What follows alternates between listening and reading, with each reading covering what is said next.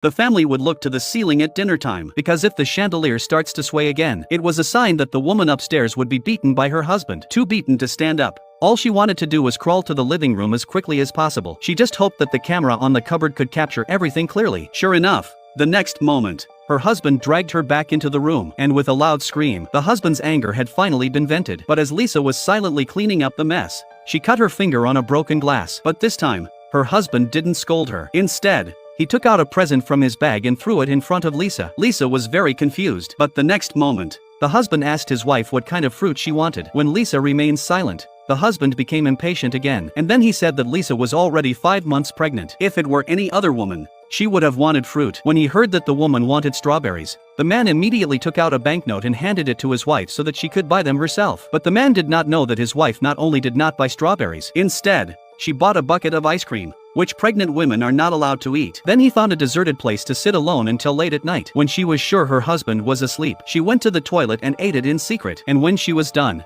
she tiptoed around and took pictures of her bruises. Then she would send them to her colleagues asking if they could be used as evidence for divorce. The next day the woman came to work, but before the end of the day, she received a phone call from her husband urging her to leave. Lisa had to leave early, but when she reached the stairwell, she suddenly removed the pillow from her waist. Then she switched her mobile phone to record mode and got into the car. Lisa remained silent in the face of the reprimand. Then she secretly put her mobile phone next to her. However, when the car had just traveled a short distance, just because she sneezed, her husband started to abuse her again. He almost crashed into the car in front of her. But the next moment, the husband realized that his pregnant wife's first reaction to danger was not to protect her stomach. While the husband was scolding his wife again, Lisa noticed something strange about the navigation, because today they said they were going to go back to her mother's house with her, but the address that her husband was navigating to was not. At this point, the husband changed the subject. He asked Lisa to guess how much cash she could put in the bag in the back seat. Without waiting for Lisa's answer, he said that the baby was on the way. Shouldn't they have a better life together? By nightfall, her husband had driven the car into a tunnel with Lisa, but when the clock pointed to 1 o'clock,